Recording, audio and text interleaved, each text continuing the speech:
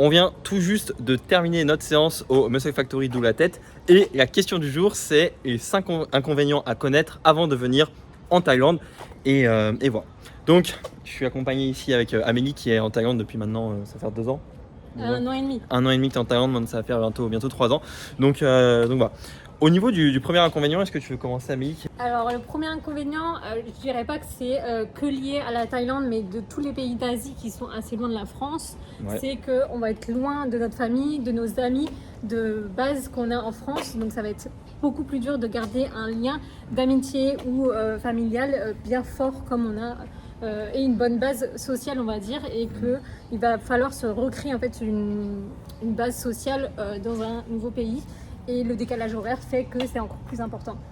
Ouais, super pertinent. C'est vrai que si vous êtes très attaché à votre famille, à vos amis, etc., qui sont en France, partir, ça peut être dur. Je connais même des gens, alors souvent c'est plus des femmes, qui me disent qu'elles ont du mal à partir parce qu'il y a leur chat qui sont restés en France ou des choses comme ça. Mais c'est vrai. Et puis après, en fait, quand vous arrivez ici, si vous arrivez tout seul, il va falloir se faire un nouveau cercle d'amis. Mais en fait, moi, ce que je vois l'avantage, c'est que tu vas te faire un cercle d'amis, mais du coup de personnes qui te ressemblent beaucoup plus, parce que ce sont des personnes qui ont envie de voyage, qui vont te comprendre quand tu parles de voyage. Sûrement, nous, c'est des entrepreneurs, parce qu'on est entrepreneurs, et donc je trouve que c'est plus simple du coup une fois qu'on a trouvé un groupe d'amis de créer des liens forts parce que c'est des gens qui nous ressemblent plus que ceux par exemple en France. Oui. Des amis qui comprennent pas en mode t'es bien en France, pourquoi t'as envie d'expatrier, ou ce genre de choses.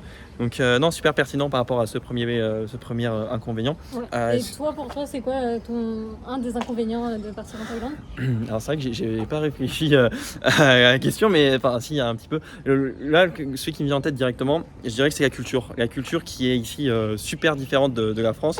En fait, alors on a de la chance parce que c'est une culture qui est quand même très...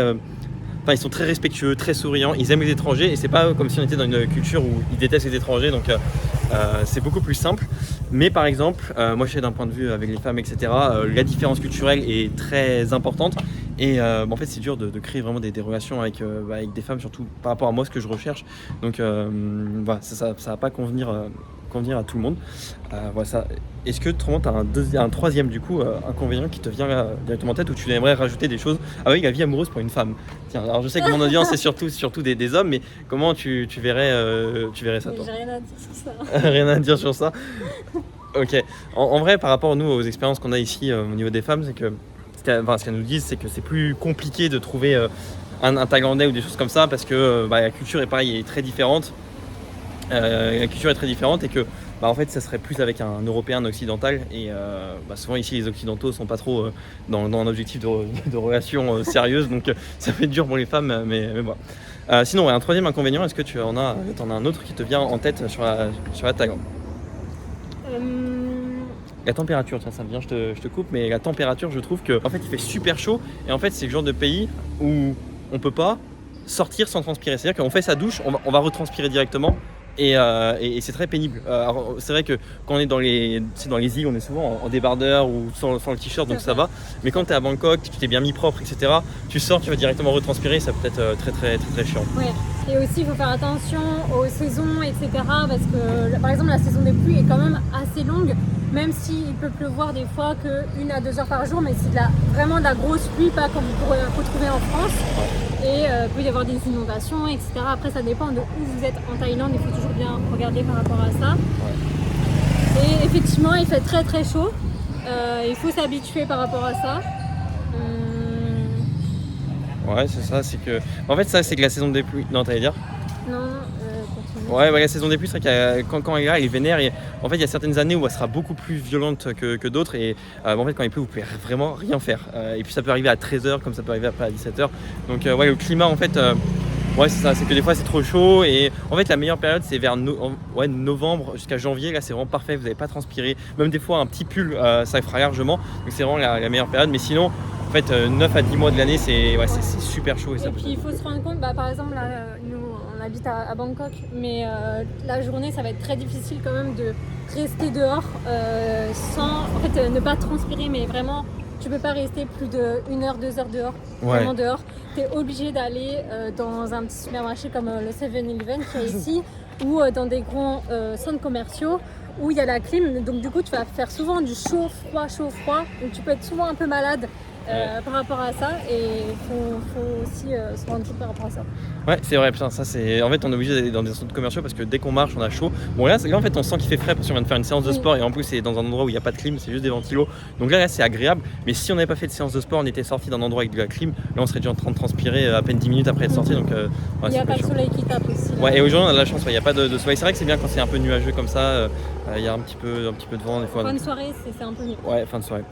Du coup, on est à 3 inconvénients. Est-ce que tu en as un autre là, qui te vient en tête comme ça? Alors moi, c'est spécifiquement là à Bangkok, c'est le bruit. Ah oui, ça. Vraiment le bruit et la pollution.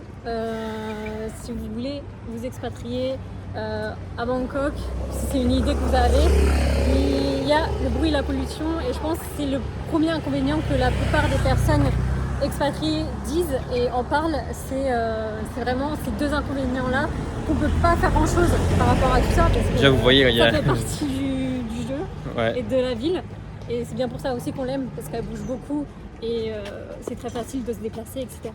Ouais.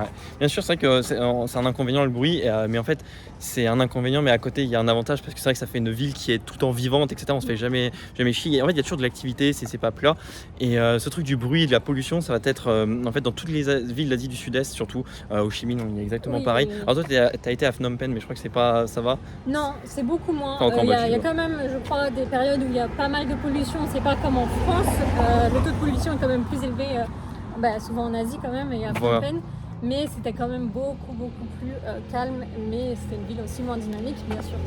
C'est ça, ce qu'il faut prendre en compte, c'est que quand vous allez vous expatrier en Asie du Sud-Est, ou même en Amérique du Sud, je sais pas comment c'est, mais il y aura des trucs, il y a beaucoup plus de pollution, des choses que nous on n'a pas en France. La qualité de l'air elle est quasiment nickel en France. Peut-être à Paris des fois c'est un peu chaotique, mais du coup ça peut avoir des problèmes de peau, des problèmes après de cancer sur le long terme. Donc ça peut être un inconvénient quand même si on compte habiter sur le long terme, s'expatrier sur le long terme, à prendre en compte. Donc voilà.